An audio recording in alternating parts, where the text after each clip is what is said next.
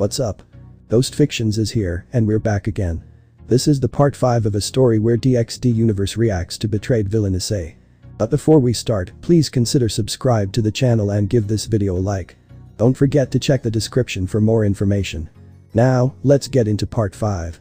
The audience had settled down in the theater, knowing this would be their final viewing for the day. As many saw Ingvild and Mary still seated far away from them, they decided to keep their distance from the faction leaders, minus those who supported them. They could do nothing but watch in sadness. Meanwhile, RageRevan came inside the theater as he spoke. Before we begin the viewing, I have brought some guests. You might want to come out now. The first person who came out was described to be a he, saw a beautiful young woman in her 20s, with flawless skin and a voluptuous body. She has long dark brown hair and stormy blue eyes, which are described as the color of the sky during a thunderstorm. She is said to have a calm and serene aura. Hades was left agape by this, even those that recognized her were left agape were surprised by this. This was Persephone, the goddess of the underworld, spring and growth, as well as the wife of Hades. The second person was a vampire with a doll-like appearance with long wavy light blonde hair, deep red eyes, and a beautiful face similar to that of a Western doll. She wore a red dress worn by princesses back in the Middle Ages, with an ornamented headdress. The leaders and the resident of the Hyoudou mansion were surprised to see her as well. The third person that showed was a very familiar face to many of the guests, especially those who knew of Issei's connection to her. She was described to be an attractive young woman with violet eyes and a curvaceous, slender body. She had long, silky black hair that reached down to her hips. Her clothing consisted of black, strap-like objects, resembling leather, around and under her breasts, a thong-like piece held around her hips by 3 thin straps, gloves that ran right up her arms with small lengths of chains hanging from them, shoulder guard-like objects on her shoulders with 3 large spikes sprouting from her right shoulder, and black thigh-high heeled boots. They all have been well briefed on what happened, so no need to explain any of them. RageRevan spoke with a smile, as Persephone glared at Hades who could only sink down in sadness. Orlmenold was also glaring at Riaz and the others for betraying Issei, while she frowned at Gasper for acting like this, while Mary asked to Ingvild. Who is she? Ingvild looked at her and responded silently, that is Rainer, Issei's ex-girlfriend who killed him. She is partially the reason why Issei was a devil. Mary nodded, as she glared at her. Rainer felt a chill, but did not know why. She looked around seeing some familiar faces. She felt even more worry, however that soon changed when she saw Asia. She walked towards her with Riaz stepping in the way and speaking, back away Rainer. Why shouldn't I? You all cheated on Issei. With this Rainer looked at Ryu who flinched as she spoke. Brother of his, turns to Riaz like I may also have betrayed Issei, and in the end we are the same. Riaz Gremory. We are not the same Rainer. I am above you in terms of. Rainer cuts her off and responds while wiggling her fingers. No. We are the same in terms of what we are. We both betrayed Issei-kun, and we both have messed him up big time. I must stop you right there, Rainer.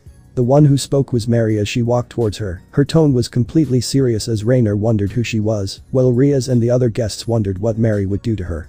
Azazel decided to join her once she was done as well. He wanted to expel her from Grigori before that, but unfortunately she had died as well. Who the fuck are you?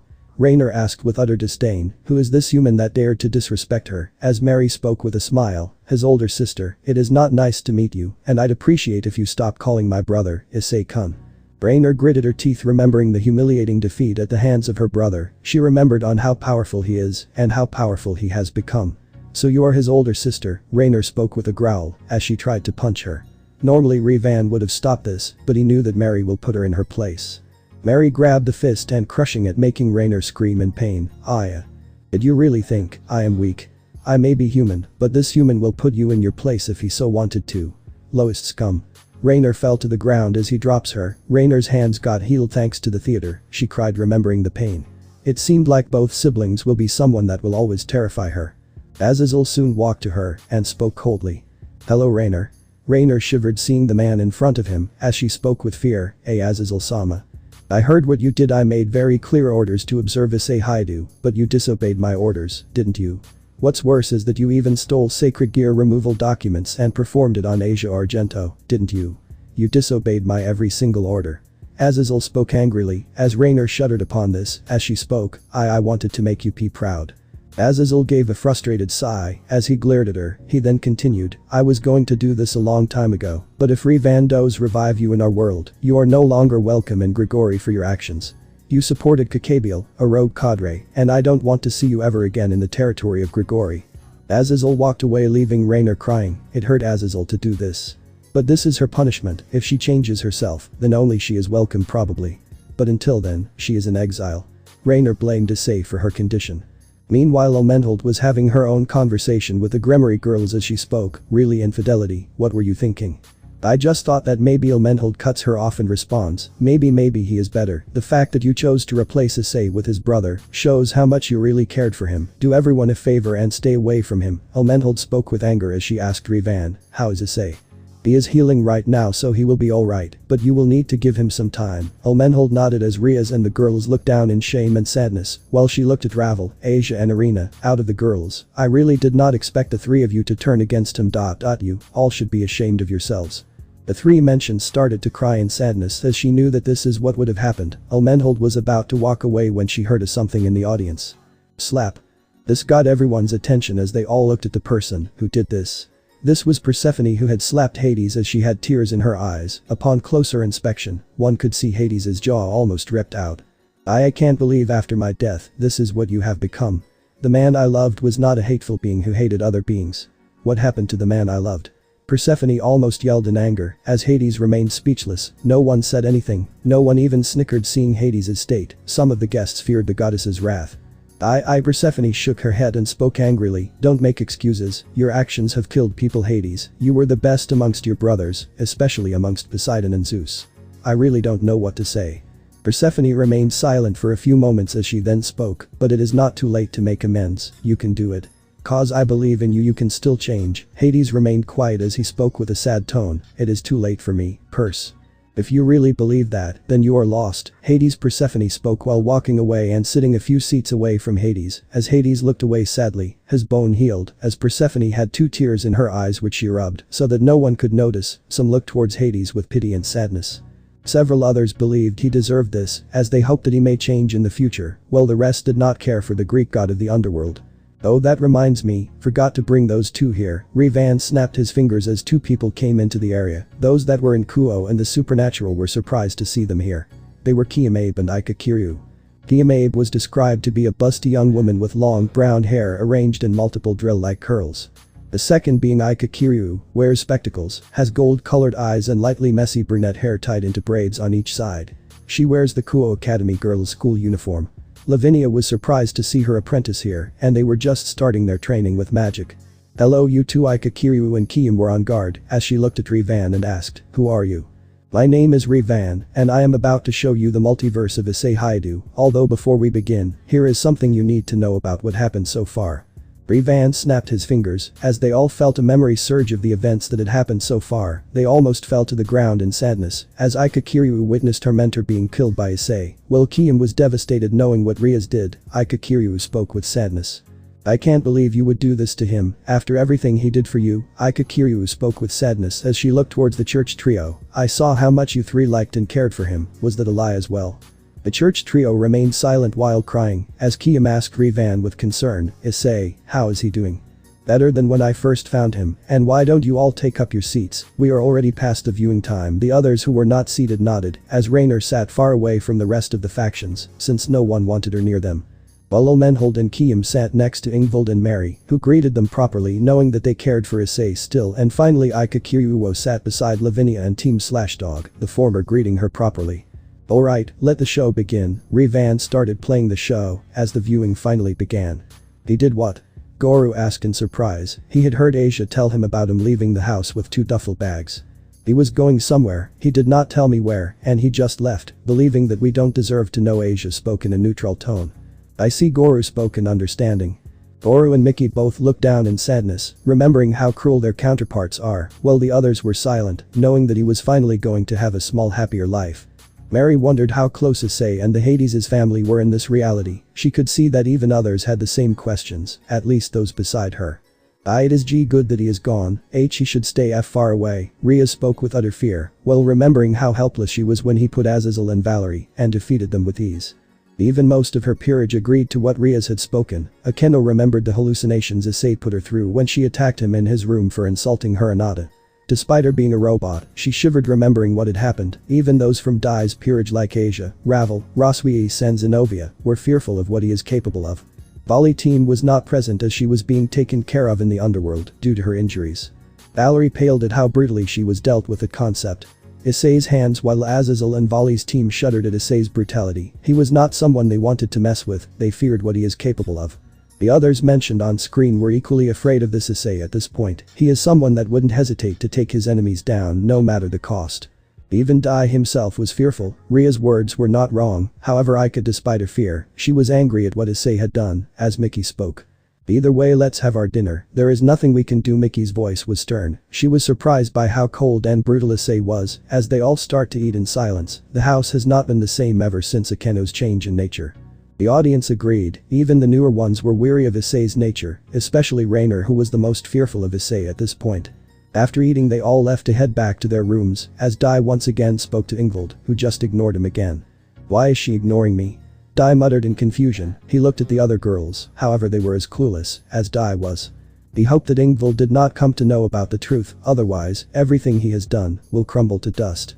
It is only a matter of time before your empire that you have created by your lies falls to the ground. Crom thought. He was thinking of going to Issei if he ever got the chance, but unfortunately, he did not know whether this would ever happen.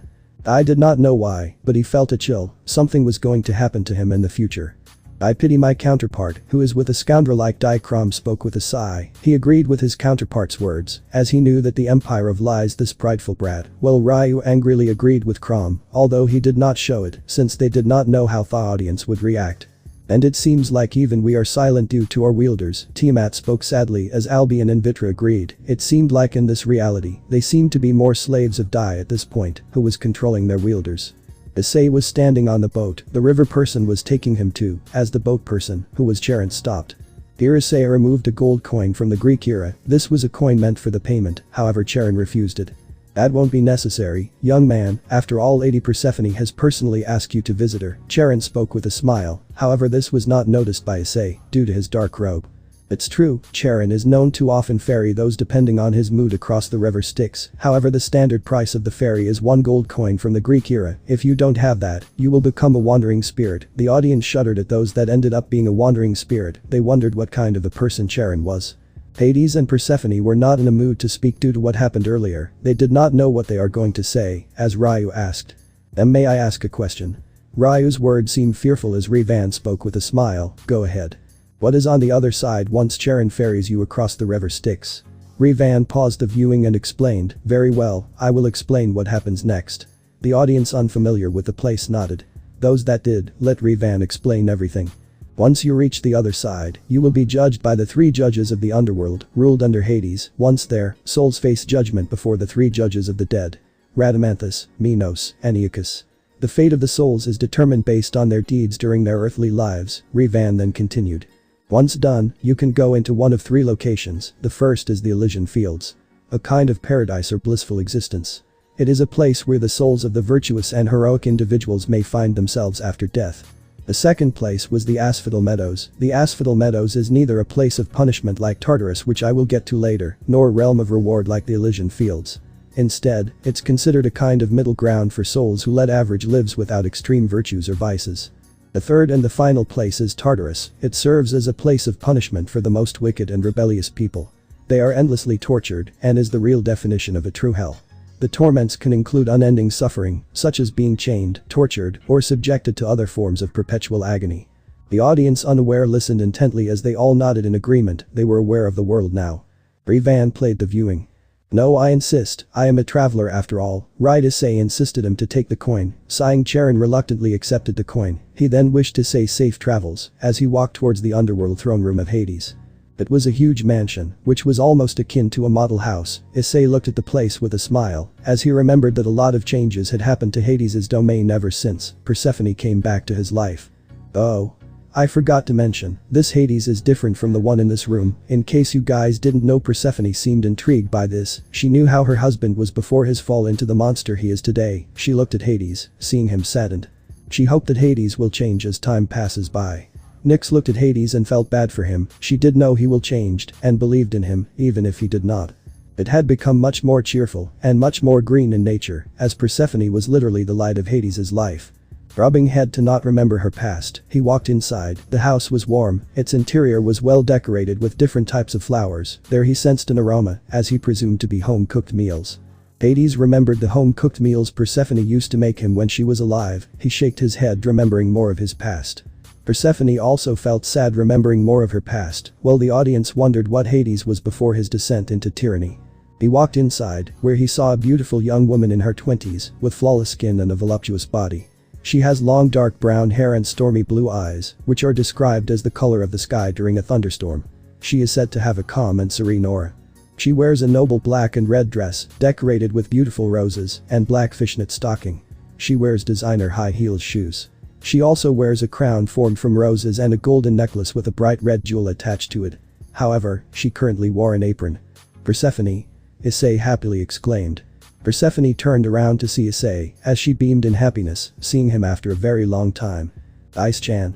Persephone happily exclaimed in return, as the goddess of the underworld and fertility immediately brought him into a loving embrace, as they both hugged for a while. Issei melted into the hug. It took him a while to realize that the goddess was next to him, not that he minded, given that he felt warm. He hasn't felt this for a long time. And he did not want to let go. Many felt happy seeing this caring side of Issei still remained. They were happy seeing that there are still some people that cared for Issei. Persephone and Hades did not know how to react to this. On one hand, Persephone felt happy that Issei cared for her, and she for him, but to her Issei was still someone she just came to know about moments prior. While Hades was confused on this, wondering when Issei and Persephone became close. The others were also uncertain what their relationship was, while Mickey and Goru had a bad feeling about what will happen. He did eventually let her go, as Persephone put her hand on Issei's shoulders and wrapped her around him. Her actions felt motherly to Issei, asking, "How have you been?"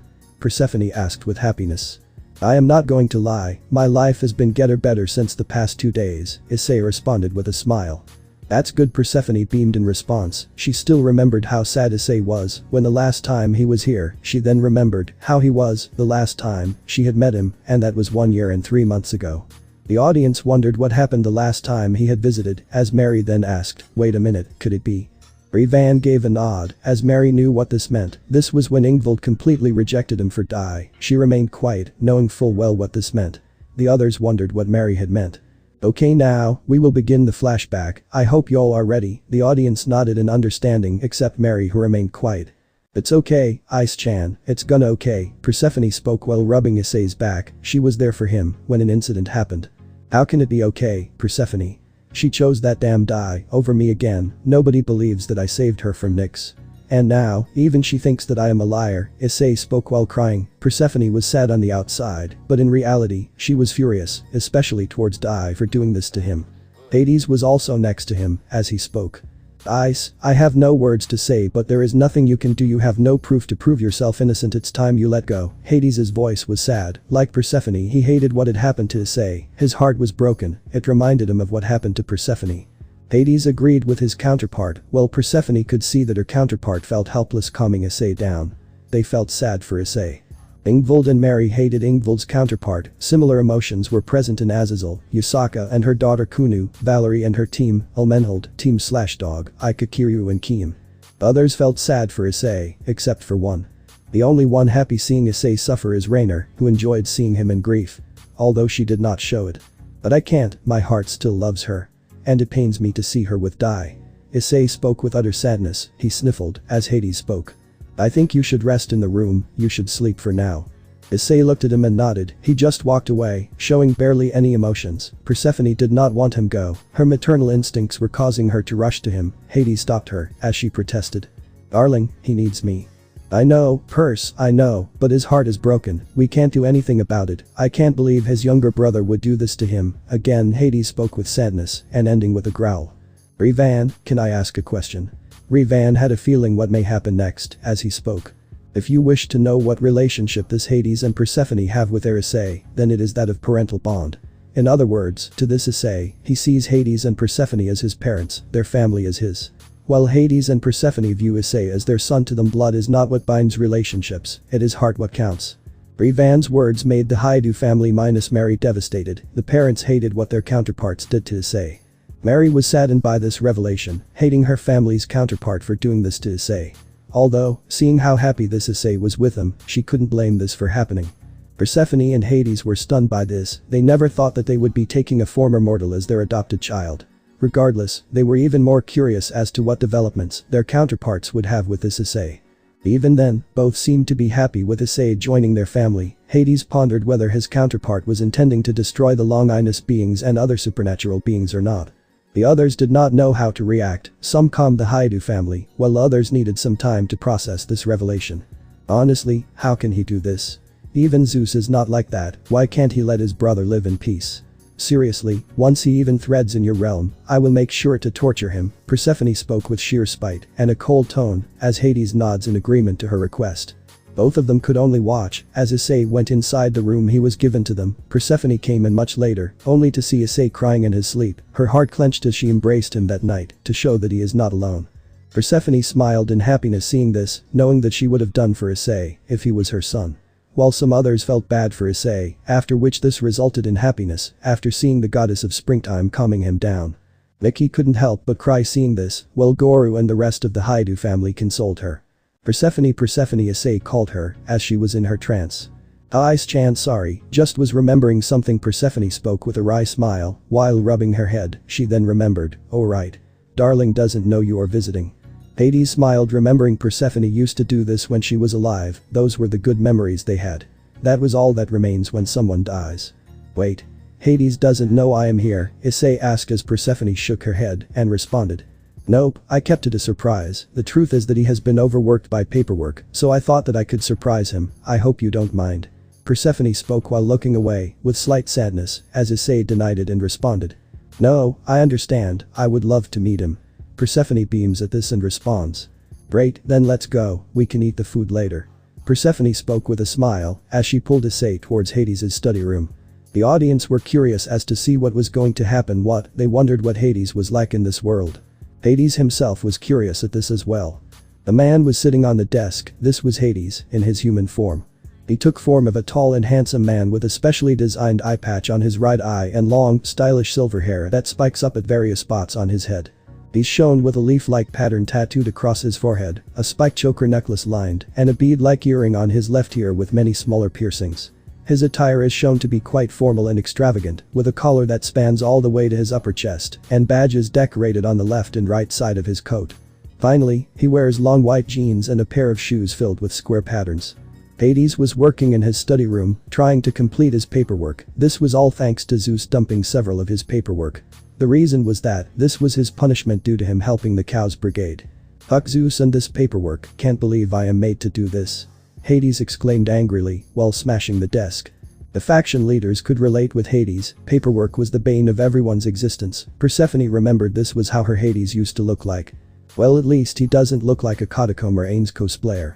Azazel spoke with a mocking tone, earning a glare from the god of the underworld. Some of the guests chuckled at the insult including Mary, some pitied Hades' fate, especially those that had to deal with a lot of paperwork. Mountains of paperwork was stashed on the sides of Hades' desk, he still had to fill up 1,000 more of these, he wished he could have his Grim Reapers help him, but they were too busy handling the rest of the underworld. I hate my life Hades fell on his desk with his head down, crying, hoping that someone could save him from this hell. Nobody can save any leader from the hell of paperwork, Serziches spoke with fear agreeing with this alternate of Hades, even the other leaders agreed with the fear of paperwork. Some leaders frowned at what Zeus had done for Hades, sure he was an asshole in this universe, but this was a fate worse than death. Hades then realized, why should he do Zeus's work, it was not his domain was the underworld. He had a smirk on his face, it was time to play the evil god. Using a small fire magic, he immediately burned the stack of papers that belonged to Zeus. He left no trace of the paper as every single paper burned, he did put a protective barrier on his stack of papers before. Let's see what happens next, Zeus Hades had a sinister smirk on his face. Hades gave a small smile as he had a feeling that they would be doing this, well Persephone knew this was how the old Hades would act. She also remembered Zeus doing this in her timeline when he wanted to go to sleep with another mortal woman sometimes. She wondered how many demigod children he had. I pity what is going to happen to Olympus. Azazel muttered to himself while thinking on what would happen if they wanted to get rid of paperwork. I wish I could do that. Serziches muttered to himself, as Graphia who was nearby asked, what was that Serziches Sama? And nothing the leaders understood Serziches' pain, since paperwork can break even the strongest of the leaders. However, as he watched the paper burn, somebody knocked on the door. Darling, someone is here to see you Persephone's voice was heard, as Hades was removing the flames as soon as possible, he gritted his teeth in annoyance, as the flames were not easy to remove. Wait, I am just doing stuff. Hades exclaimed, worried that his wife will get angry if she finds out. Once the flames died off, he breathed a sigh of relief. He opens the door as he is surprised to see who it is. Persephone gave a sweet smile to Hades, who had a bad feeling about what would happen next. He did not know why, he was shivering. He must be doing this in secret whenever no one would find out. Look who is here to visit. Persephone exclaimed happily, as Hades gave a hearty smile. I'll be surprised, how have you been, Issei? Hades exclaimed happily, as he brought Issei in a bear-crushing hug. However, Issei was unaffected by the god of the underworld strength. He can take a whole lot of strength. After splitting up, Issei spoke. And better, speaking of which, where are Melano and Macaria? Issei asked, remembering Hades and Persephone talking about their daughters the last time he had visited. Oh, them, we decided to enroll them in a college of the human world. I believed it would be best to learn some human culture and customs. Hades spoke with a smile, as he remembered convincing his daughters to spend a few years.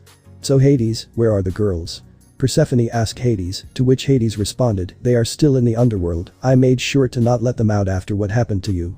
I see. Persephone internally smiled. His protective nature was still there. She knew that he can change.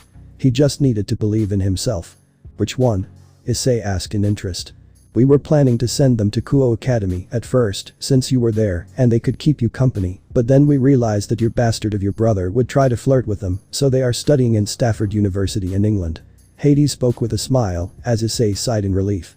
Persephone vividly remembered that they were close to making a mistake, and they were happy that they sent them to England and made all the necessary arrangements so that the angel faction doesn't bother them. That was actually a good idea, Cerziches commented as Persephone nodded in agreement. She wouldn't want her two daughters to go near him. Rai looked down in sadness for what his counterpart would have done. And Stafford University is one of the best universities in England, Azazel added his own words, to which Valerie spoke. I'd say, it is one of top-ranking universities. I wish to visit there once. Not that they would be able to do much to his daughters, anyways, since they are well versed with Greek magic. The angels gulped in fear. They did not want one of the goddesses coming behind them, and if the girls get hurt, then they are done for. That's good, otherwise, well, they may have been charmed by Issei spoke with fear, as Hades spoke in a assuring tone.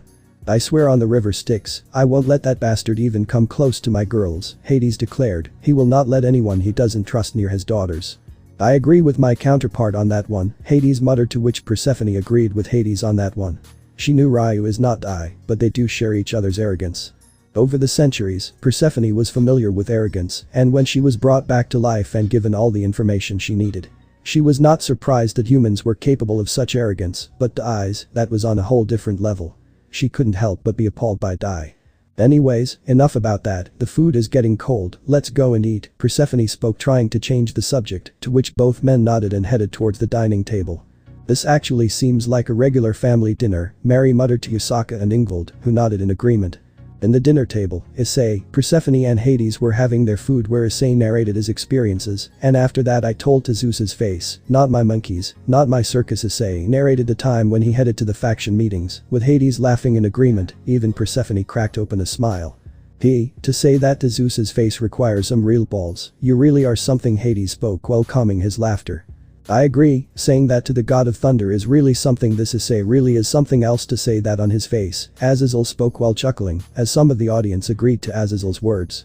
I plan on bringing Zeus and his pantheon soon enough, so I would suggest you better deal with them before they actually end up becoming an obstacle. To Issei-Revan's words made the audience quieten up as they knew what he was trying to do. Revan had plans to deal with Zeus and his faction if he does become a problem. They really expected me to help them, even after admonishing and humiliating me. They really think I would accept that? Issei spoke in a neutral tone, as Persephone shook her head sideways.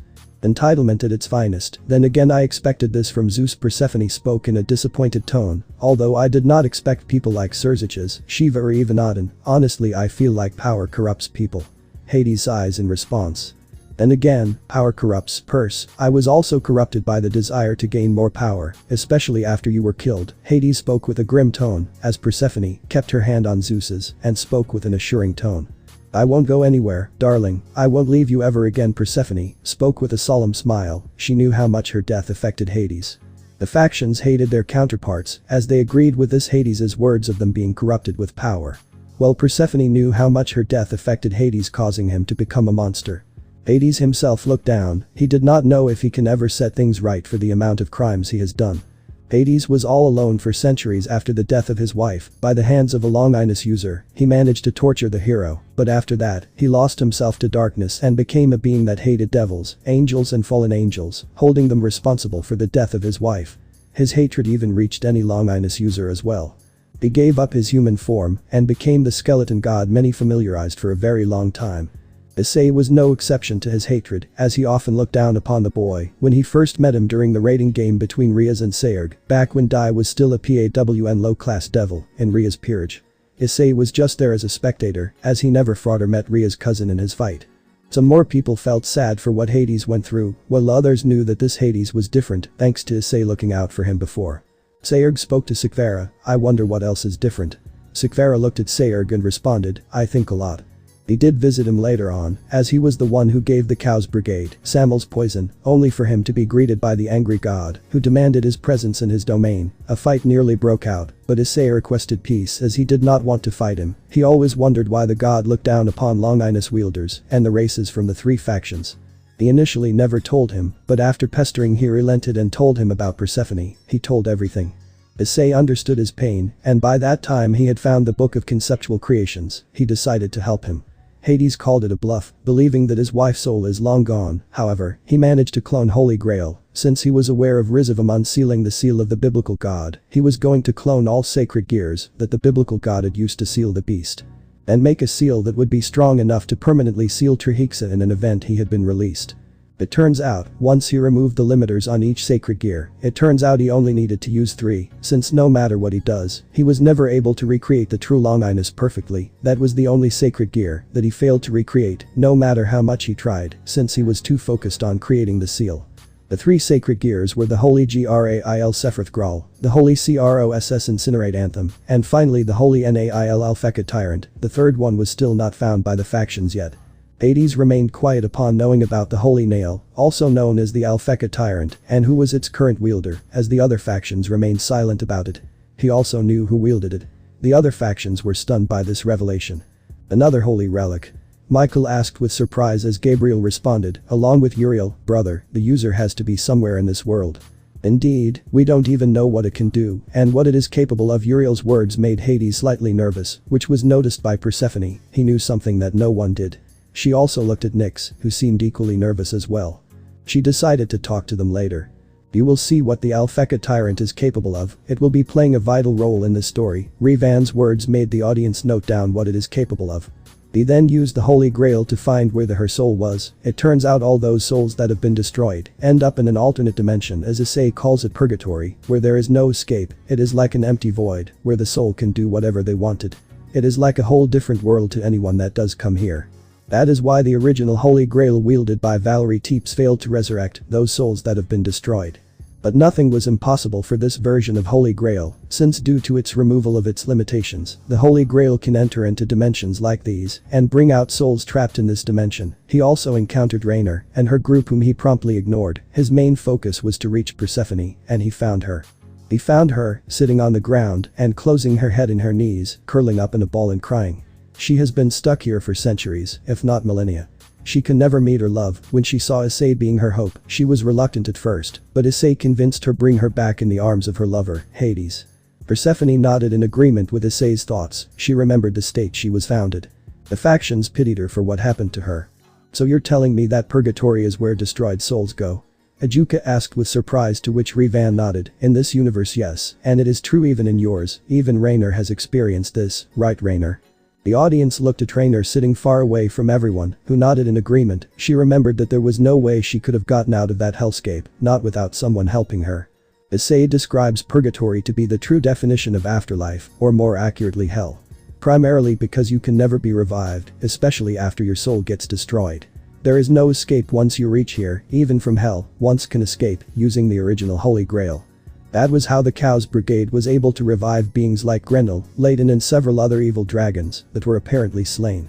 Furthermore, Issei had to leave from that dimension fast, as his soul was being torn apart in the real world, and it was being sucked in this dimension. Whoever made this, made sure that even if you manage to get in, there will be no way for you to get out. He made it out before any permanent damage could be done to Issei's soul. It is true, purgatory is the real afterlife that was encoded in this universe. Once you get there is no escape, and Issei might have been trapped there had he stayed for too long. Revan's words made the audience dread on what will happen had they gone to purgatory. They knew that there was no escape from that place. Many were happy that Issei made it out alive, while Rainer hated what happened to her and her friends. She was trapped there for so long, until Revan released her from that hell. After pulling her out of purgatory, Issei contained her soul in the Grail. Hades was more than ecstatic to meet his love again, although they needed a body. This was not a problem, since Hades somehow managed to preserve her body as a memory for the unjust death that happened to her, and all Issei had to do was transfer her soul. It took a while for Persephone to wake up and adjust to her life inside of her old body that was not moved for centuries, but she did. However, she learned of Hades' actions, and needless to say, she was not happy, she was furious, and she made sure to teach Hades a lesson that he will never forget. After dealing with his wife's wrath, he begged for forgiveness, which was surprising. She made sure that Hades changed for good, which he did, on his own accord. Issei was surprised to see a completely different side of Hades, but he was happy for them. Hades and Persephone were grateful for what Issei did for them. Well, Persephone made a mental note to make sure to deal with her Hades, and make him apologize to the factions for what he had done. Issei still remembered Hades' screams of fear and pleas of mercy. He pitied the god. Both Persephone and Hades were eternally grateful to Issei, as Persephone finally met her daughters after a very long time, and the family was now a happy family. They asked Issei to visit, which he did often and whenever he could. Over time, both Persephone and Hades started to like him even more, and Issei also became close to them. They became very important to his life, so much so, he started to share his secrets to them, and trusted them more than his biological family and his friends. Persephone remembered everything. She held her hand, as Hades looked at her with a solemn smile. Issei risked his own soul to rescue hers, and he was not going to lose her again. Both fell into their own pink world. Issei decided to eat his food in silence, however the sound of crockery managed to snap them out of their pink world. The god couple had a small red tint, while the others smiled at how Hades and Persephone were. Some were still appalled by how the couple once were and what tragically happened to them, thanks to a rogue Longinus wielder. No, carry on, don't mind me, Issei spoke with a smile, as steam came from Persephone's ears, and Hades looked away embarrassed. Both were in a blushing mess. The duo became even more embarrassed at the blatant affection that their counterparts were showing. Some of the audience were happy seeing this side of Issei. He was still the same Issei that once cared for them. Speaking of which, how is Nyx doing? Issei asked with concern, to which both the god and the goddess smile at each other and tease him. So the lover boy has decided to go to his girl, Persephone spoke with a teasing smile, which caused Issei to stutter and blush. Well, Issei stammered, as Persephone chuckled. Oh, don't worry, you can visit her tomorrow. Persephone spoke with a smile. Nyx was starting to have a small red tint on her face, however she quickly shook her head in denial, thinking of the possibility of having a relationship. She respected Issei, but she was not sure about having a relationship with him. Ingvild was not happy with what she was witnessing, while Mary pondered on whether the Nyx in the theater would fall for her brother. Right now Ingvild is taking care of him, and that was more than enough. Similar thoughts were present in Yusaka, Orlmenold, Lefay and Valerie. The girls from Issei's old harem were looking down in sadness, knowing that their Issei is as good as gone. They started to realize the gravity of what they did. They were too hasty in abandoning him. Oh, and even she was demanding, where have you been? You know I have told my guards that you can visit her whenever you want, right? Hades spoke with a smile. He was aware of Issei's love for the primordial goddess. Even they were surprised as they knew of his constant visits, but they chose to ignore it. Yeah, but you know I have been busy, right? Issei spoke, while rubbing his tone, with both of the gods being well aware of Issei's plans and actions. Yeah. You and Malak doing all those stuff, but Issei, you know we are worried, Persephone spoke with a tone of concern, as Issei responded. You know I will be fine, right? Wait, our counterparts know. Persephone asked with a surprised tone, to which Revan spoke, yes, and although they are not fighting for Issei, they know of his actions and are supporting him by keeping it a secret. Why is that? Serziches asked with concern, knowing that since they are different from their counterparts, as Revan spoke, they see the factions for who they are, so they will not support them and they have no reason to support them in any way, especially after how Issei was treated. The factions hated their counterparts, knowing that they were the cause of all this. They could only hope that things would get better with their Issei unlike them. But even then, at least don't do anything at night, Issei. Persephone requested Issei, as Issei sighed and spoke. Alright, only for you, and even I am tired as well. Issei spoke with a sigh. Persephone and Hades agreed in happiness as they all started to discuss on their future plans. To an outside viewer, this seemed like a normal family dinner. Aside from two people heading to college, that is. The audience felt a little bit relieved knowing that Issei was having a normal and happy life. Revan then spoke. The scene changes to the Hyoudou residence where the factions have been starting to suspect that Dai may not be the hero that they assumed him to be, however, many still believe Dai to be their true hero and savior. I told you that you will suffer the consequences of your actions, Crom spoke as he manifested from the gauntlets. Damn it. How can he get this powerful? Dai spoke in a frustrated tone, not happy hearing what Crom had spoke, as the evil dragon responded. He trained himself, unlike your sorry non-existent ass that only took credit for the work he did. After all, you and I both know that he was the one to seal the beast of apocalypse Trahexa when you and Valerie failed to do so. Crom declared in a mocking tone, while putting an emphasis on he and you.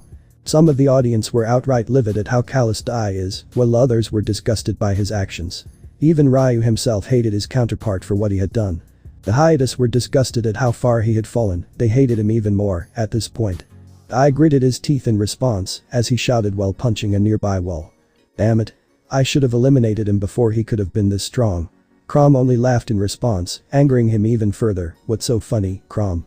The fact that you can think of eliminating him, even after he humiliated you in front of your lackeys, even before refusing to help you, is the funny part, my stupid host. Crom spoke in a mocking tone, before cutting off the connection, leaving a frustrated and screaming Dai. The audience were appalled and horrified by what they had witnessed. He was a psychopathic monster in every way.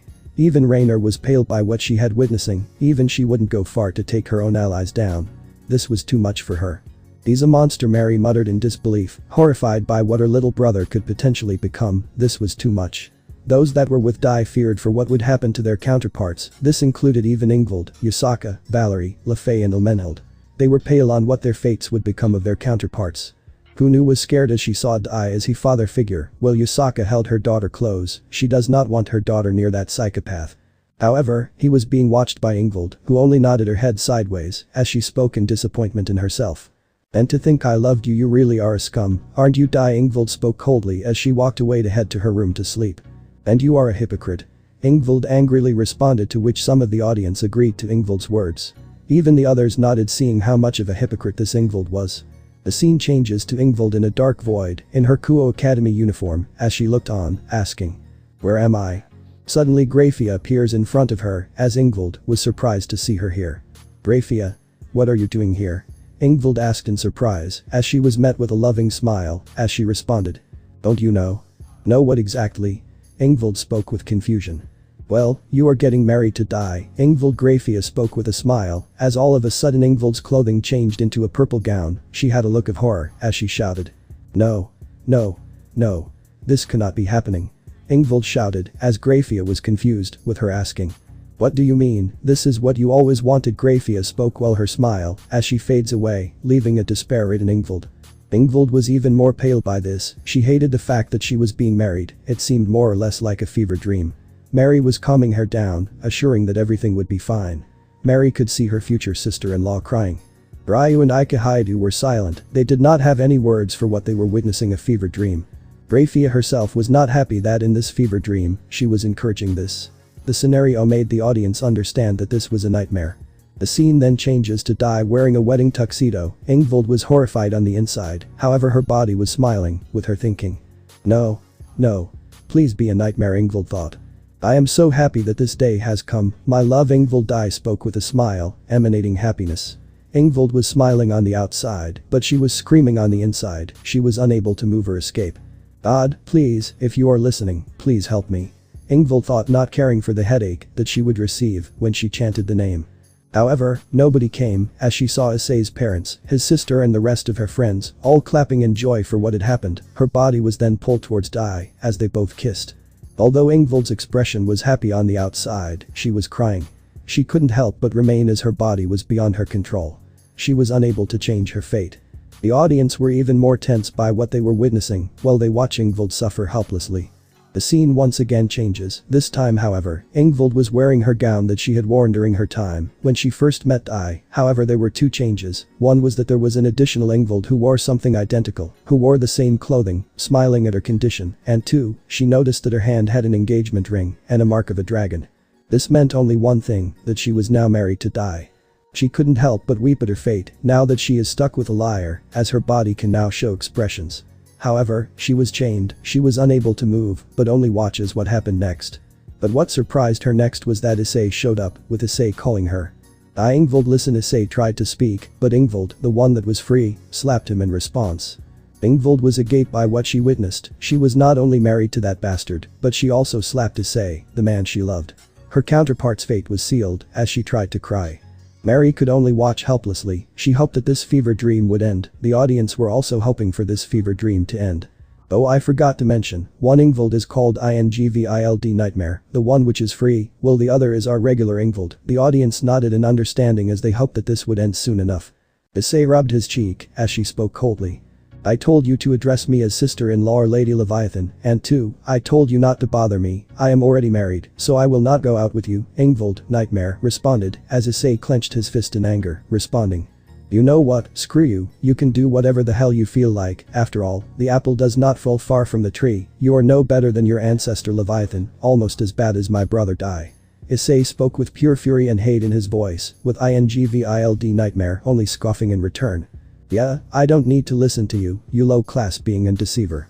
Ingvild Nightmare spoke coldly while turning away. Is this what my counterpart did to Issei? Ingvold asked with an angered look as Revan spoke. Indeed, this is something that happened to your Issei as well. Many of the audience were angered by what happened to this Issei, and Ingvold hoped that her counterpart never acquires Issei's love. No.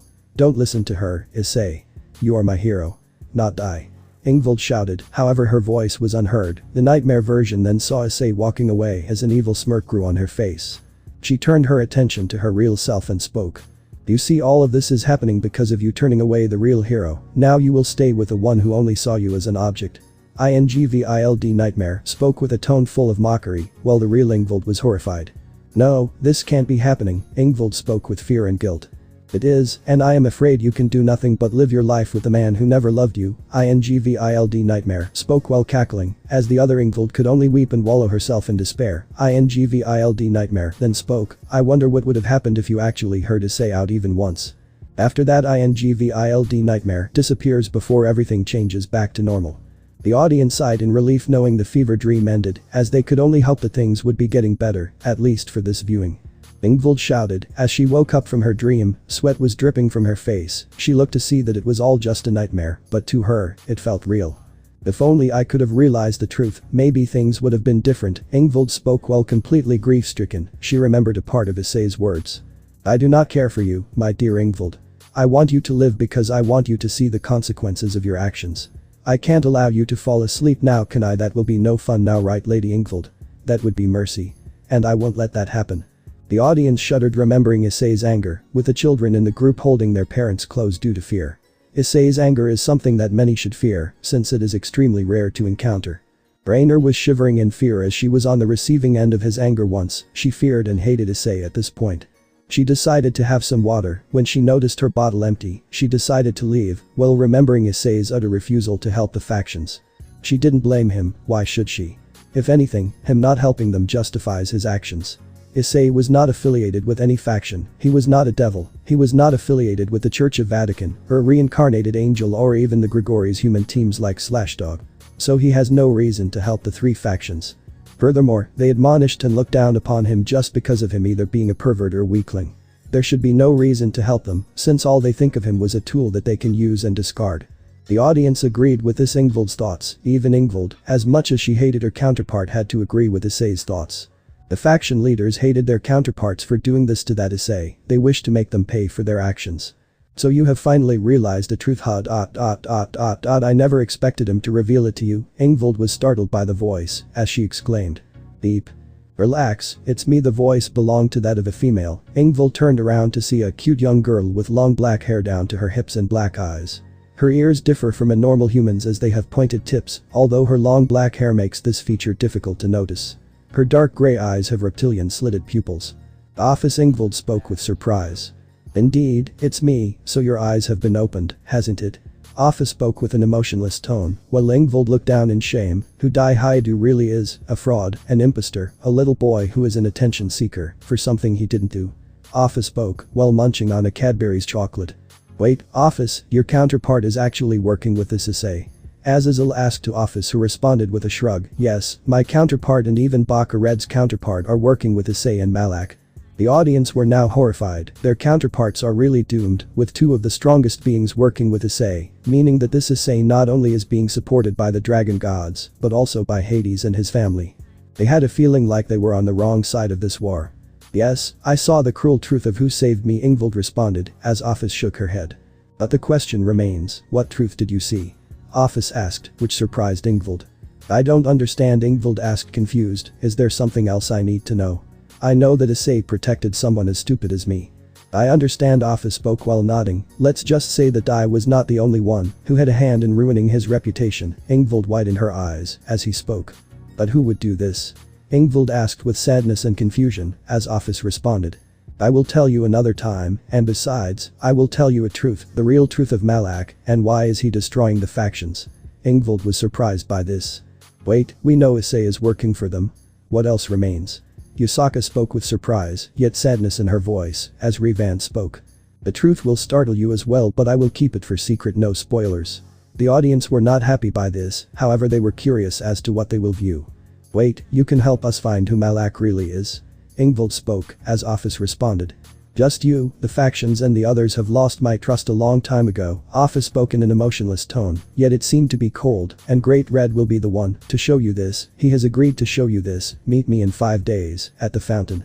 But why are you helping me? Ingvild asked in a sad tone. He was my first friend, and he showed me how to understand feelings, Ophis spoke with a smile, despite her tone being emotionless, many of us underestimated him, because of the lies shown by the factions or his appearance, or his power. But despite this, he still helped them, time after time. Remember this, word of our conversation must stay between us, Ophis spoke as Ingvild put her head down in shame, and nodding. Ophis nodded in agreement with her counterpart's words, as the faction leaders had no words for what they saw. They knew Issei was once working for them, yet he was treated with so much hatred. He was still the same Issei, and they are responsible for changing him, they made him into their enemy. I guess I think I should take my water and go to sleep, Ophis nodded at Ingvild's words, and left, however unbeknownst to her, she left one of her snake underneath her shadow, which would take down Ingvild if she ever reveals what happened that night.